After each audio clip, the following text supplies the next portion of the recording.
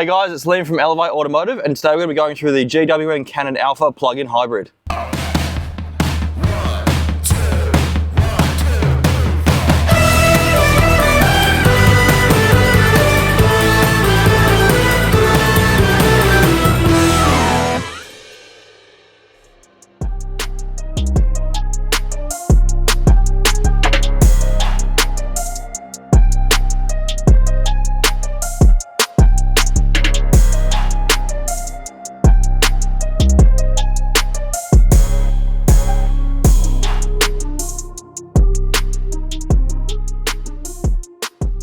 So as you guys may know, we ourselves have a BYD Shark as one of our store cars here. So we've had that for a couple months now. We've been loving it, taking it on a few trips, doing some testing on it. But thanks to GWM Australia, we've had the chance to test out this Cannon Alpha plug-in hybrid. It's probably really the main competitor to the Shark. So we've had a chance to have it for a couple of days, put it through some testing both on-road and off-road, sort of compare the differences between the two of them. So that's going to be in a separate video where we do some sort of direct comparisons between the two of them. But in this video directly today, we're going to be going through just a general review of this Cannon. Some of the things you might know, like the obvious spare tyre you can see in the back as well, and just some general ideas about why you might be looking at purchasing this vehicle. So we'll get started with the engine bay, sort of show under there and talk about the hybrid powertrain this vehicle has. Alrighty, so we're in the engine bay now of the Cannon Alpha plug-in hybrid. So it's a pretty long name for this car. One thing that is pretty cool with these is they are pretty much like a standard vehicle. So as you may know, there's already a Cannon Alpha hybrid out. That's not a plug-in hybrid. So they've already gotten a vehicle out there to sort of base most of this off of. But they've gotten the ability now to sort of add on a big battery in the back of the car and really make this a plug-in hybrid. What this does mean is it's much more like a conventional vehicle, a conventional ute, than something like the Shark is, where with this you've still got a 9-speed automatic gearbox and a transfer case, front and rear differentials. You just have an EV assist. You can still run the vehicle just on battery for a small amount of time, but you do have mainly an engine and conventional transfer case. So that does mean you get four-wheel drive as you normally would think about it. You get high and low gear ratios as well as front and rear diff lockers. So that still allows this car to have really good off-road capability. When you compare it to the Shark, which is more of like a all-wheel drive, if you will, than a four-wheel drive. So that's sort of one big difference is between these two vehicles. Pretty conventional style engine bay. You've got a normal battery underneath here. You do have some nice orange cables here. So these are your big EV cables for all the hybrid battery stuff that go down to the back of the vehicle through there. One thing you will see on the front of this car, all the grills and badges are blacked out. That is something unique to the plug-in hybrid versions of the Cannon. So if you wanted to differentiate one, apart from the spare tyre being in the back, the other big giveaway is this front grille. The front of it does have a nice big wide stance across the front of it. So they're a really nice wide car, gives a lot of presence on the road. Pretty big fender flares along the sides too. One thing I will say is I think it probably needs to go a size up in tyres. It does look a little bit like it skipped leg day at some points when you look at it. So just going maybe a size up would probably help this car a lot in getting some good all-terrains. But as it comes out, it's pretty nice as well. We'll jump into the back now and we'll just sort of show you some of the stuff in the tub and then we'll get into the interior. Alrighty, so here we are at the back of the Cannon Alpha plug-in hybrid. This is the tub. It's been a bit controversial with the main thing being that spare tyre there. So as you'll know, when GWM Australia brought this car in, they realised that we do need a full-size spare, especially with a ute like this. If you're ever planning on taking it off-road, you're going to need a full-size spare. It does still come with the puncture repair kit. So if you do want to sort of around town not use the spare tyre and leave that at home, you can then just put this in the car when you're going to use it on long trips. It is a bit of a pain having this spare tyre up here, but another thing to keep in mind as well is with a lot of the dual cab utes that are out there, if you plan on upgrading tyre size, maybe a size or two up, a lot of the time you can't fit that spare tyre back underneath, or if you can, it will stick out a lot. So it's not just an issue that's unique to the Cannon. It is obviously unique when it comes out from the factory, but depending on what you're using the vehicle for, you might find other vehicles are using the same problem. The tailgate here is really pretty cool. Only sort of ute in this segment that has this sort of feature of the double split system it has. So there's a little button here in the middle of the GWM logo. You just tap that once and you'll get a split tailgate. So you fold this side out here and then there's a little handle down the bottom in here. You pull that out and you get the ability to have a nice easy spot to get in all the way. So if you had like a trailer here and you don't want to drop the tailgate down to its drawbar, for example, you can easily still get in here while that's still connected. Otherwise, if you still want to use it as a conventional tailgate, you close both them up and you just hold this button down for a little bit longer, and then it will drop down to be a standard tailgate. So you still got the ability to use both of them, whether that's the case you just want to load something a bit longer in, or maybe it's a bike you want to leave on the back there, you can still do that with this ute. Now, when it comes to the actual tub itself, in what is in here, there isn't much informal technology. There's no sockets, there's no lights. So that is one thing that is a big difference when you compare it to some of the other utes in this segment. They've got a bit more technology in here with some sockets already pre-built from the factory. And there's a bit of a lip down here as well. So if you are ever thinking about maybe putting a drawer system in the back or a fridge slide, you do have to keep in mind that that is up there, and you don't want to drill too low because the batteries are right down underneath there as well. So you will have to be a bit careful with that. But one benefit they have made with this vehicle is they've put some pre-threaded inserts in here. So there's about 4 of them over here, and there's some over where that spare tire is as well. So if you were wanting to, you could easily tap them out and put some accessories directly into those holes. So that's something that we're looking into for making some accessories for this Cannon. As you'll find soon when we go into the interior, there isn't really much space in there for fitting like a battery system inside the cabin, unfortunately. So we'll just show you some of the charging points on the side, and then we'll get into the interior. So just down on the sides of the Cannon, on this side, on the passenger side, we've got the fuel filler, and on the driver's side, we've got the charging point. Over here, pretty standard little fuel filler, nothing special. This does fill the petrol motor, so that is a 2-litre 4-cylinder petrol. Obviously, that mainly acts as a generator, but can also drive the vehicle. So not a diesel in this vehicle, it is a petrol motor, so that is something a bit different when you compare it to a standard dual cab ute. But on the other side over there, we've got the actual EV charger. That supports both AC and DC charging. One thing that is pretty bit disappointing with these GWMs though is to use the vehicle to load function, or to use your car as an inverter, if you will, you do have to plug it in through that socket. So you will have to buy an external adapter to go from that charging point to a power board, if you will, and then have it plug off the side there to actually use your accessories for running this vehicle off grid. That's something that's a bit of a disappointment when you compare it to something like the Shark, which does have plenty of sockets already built into both the tub and the interior of the vehicle. So that's one big difference between the two of them. When it comes to charging, it does support 7 kilowatt AC charging and 50 kilowatt DC charging. So if you want to fill it pretty quick, that's filling up the 37 kilowatt hour battery system, which is just underneath the tub down there near the tow bar. So that's pretty much it for filling it up and charging the Cannon. We'll just jump into the tow bar quickly before we get into the interior. So one great thing about this Cannon Alpha is one of the only hybrids on the market that will give you the full 3.5 tonne while still being a plug-in hybrid. So that's one great thing. Also, it comes with a tow bar here already. Got the trailer socket there too. A bit hard to see, but the batteries are located right up under here. So if for any reason you didn't have a tow bar fitted, or you remove the tow bar, that's going to be the lowest point on your departure angle. So one thing to be careful of if you are doing a lot of rock crawling and really need to be careful about the departure angle is those batteries are right here. So you'll be a bit careful about those. There is also a recovery point up under here as well, which is a bit blocked by the tow bar. So that's maybe a bit of a thing to double check. You can still get your recovery hitches into the back here as well. But there's one thing. When it comes to towing, this is probably going to be the better of the two when we compare them between like the Shark and the Cannon. This is probably a better vehicle because it still has that conventional drive system, conventional gearboxes and diffs.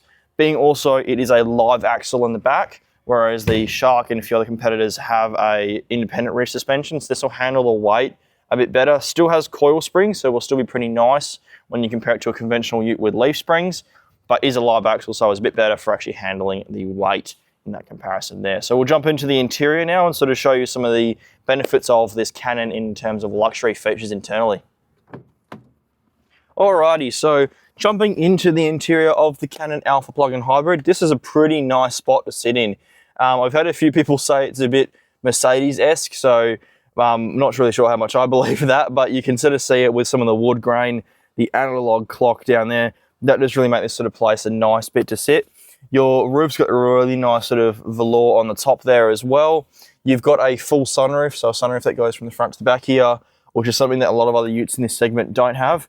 This car is the Ultra, which is the top spec of the Cannon Alpha, so that is why it's going to have a few other features like that sunroof, and it also has heated and ventilated seats. So in some of those ventilated seats can be an absolute saver for you.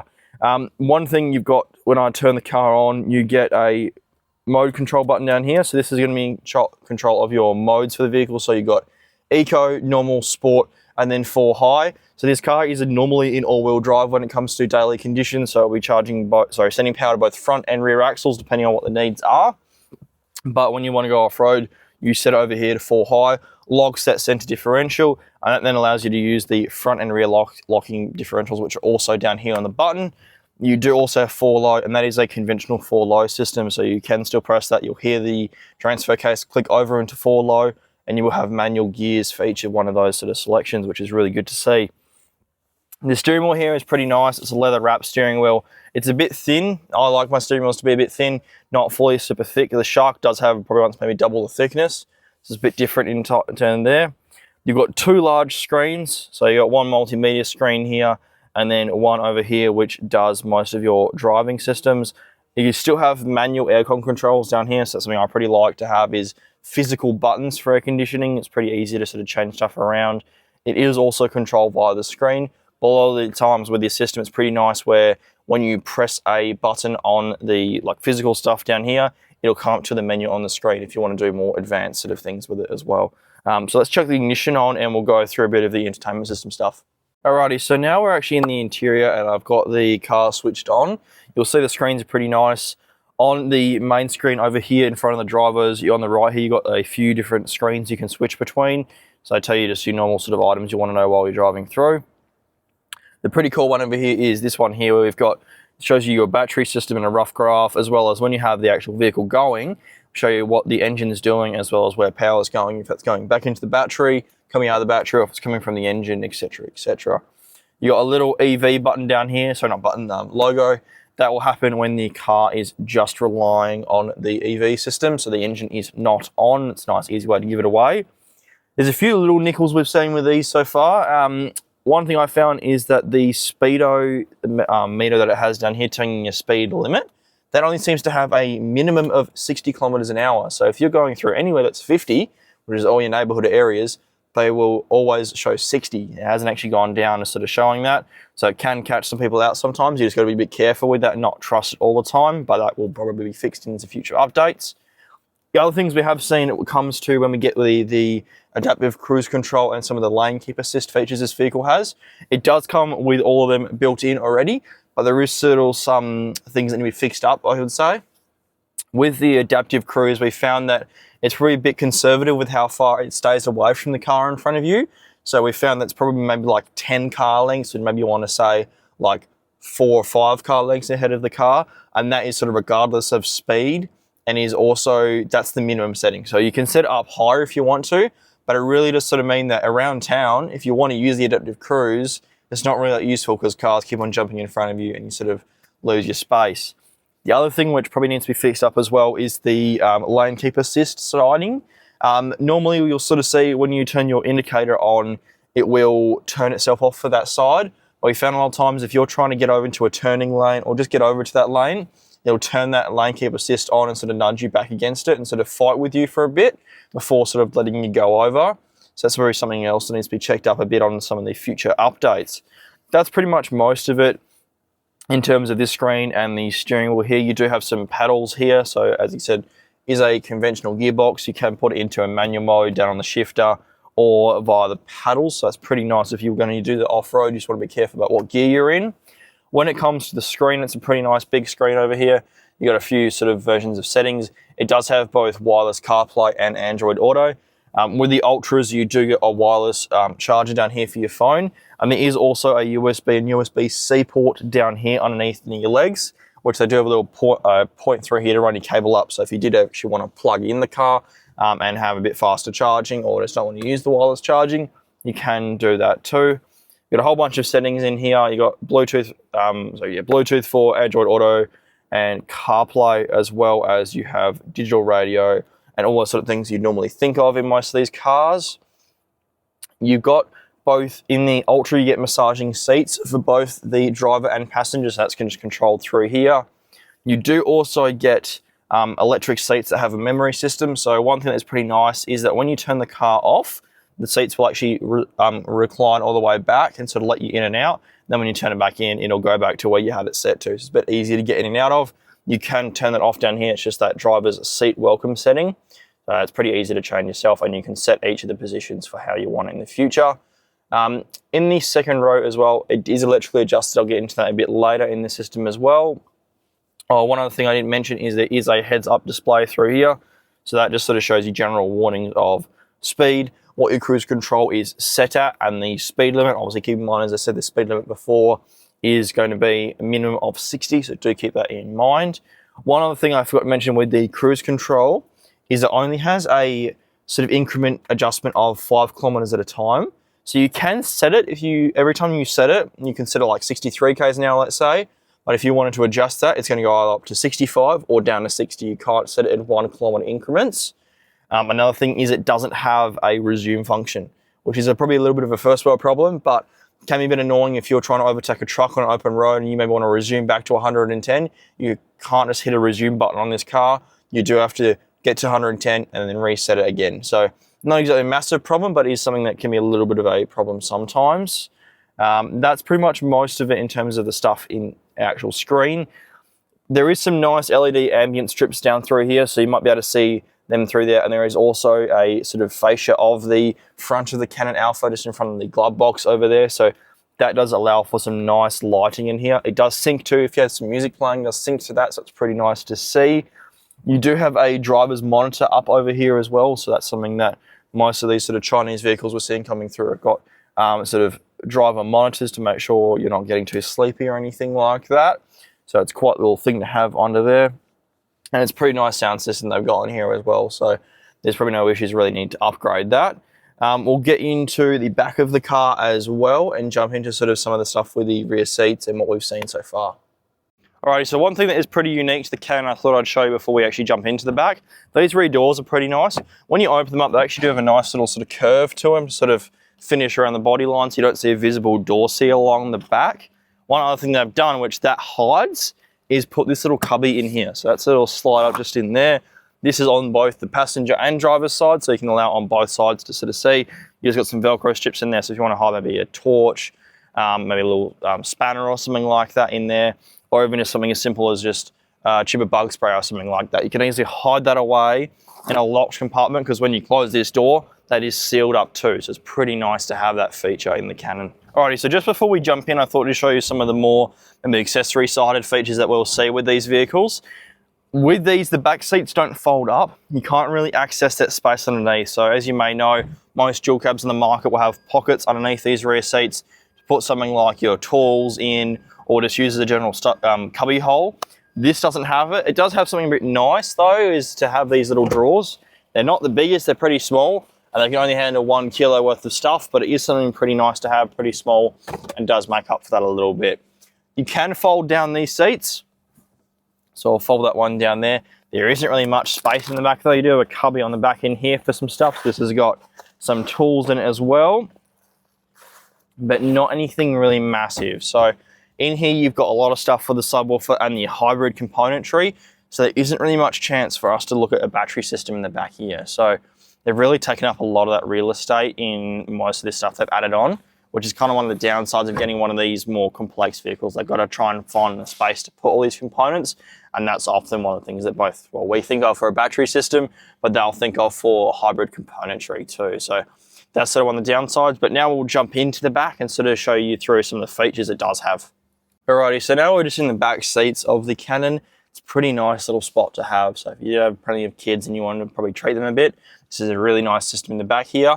As I said before, these are electrically adjusting seats. So there's a little lever down the bottom in here, and that will adjust both the back and the bottom of it, and does have that same welcome function as the front seats do have. That only adjusts though the 2 side seats. The center seat is stuck where it is.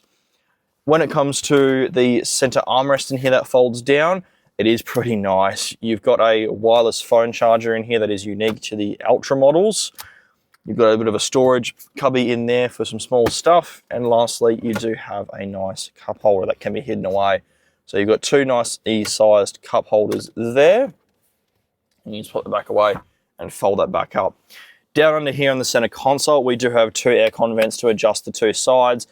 These do both have ventilated and heating seats, so that's really nice to have. It's probably one of the only dual cabs in the market that have those features. as well as that rear window that is adjustable as well. So similar if you had like a Navara, they've got this. If you want maybe just a little bit more airflow in the back, maybe get a dog to stick his head out the back, you'd be able to do that and close that back up. That's pretty much most of it here. When it actually comes to the center console, I forgot to mention that before, it is a bit of a weird one. So you've got a spot in here, which obviously that lifts up as well. You've got a bit of a cubby here, which can slide forward. So normally you'd have it like that, with it slid forward and a bit of a pocket there to maybe put your phone or keys or something like that. But if you do want to actually use the cup holders, you can slide that back, and there is 2 cup holders down there. Problem with them, however, is they are quite a bit low. So if you are wanting to easily get a cup in or something like that, they're quite low, but they're not low enough that this can slide back over. So no matter what sort of size can it is, even if it's a pretty short can or cup or something like that, this will have to still stay back. And when you have that down and you try and get in here, it is pretty hard, especially when you're sitting in that seat, to sort of reach your arm around and get into it. There are some pockets in the doors, however, you probably won't trust them for the most bigger size bottles, probably won't fit in there, and you probably won't trust it for your cup of coffee. That's one thing to definitely be careful of. One good feature that they do have in the back down here is they've got a little vent in here, so ventilated sort of compartment. So if you want to make sure something keeps cool in summer while you're driving along, you can easily open it up. That allows just the aircon to go back through there, or if not, slide it back down and it's gone away. So that's pretty much most of it for that center console. You do have some bits in there just for 2 pens and some business cards or credit cards, whatever you want to have sort of lying around. Nice little spot to have in there. So that's the all-new GWM Cannon Alpha plug-in hybrid. That is one hell of a name for one hell of a ute. So it is definitely an interesting use case, definitely quite a bit different to the Shark. As I said, next video we're bringing out is a difference between the Shark and the Cannon as a direct comparison between the two. So if you're definitely interested in that, make sure to hit the subscribe button and like this video. Otherwise, we'll see you guys in the next one.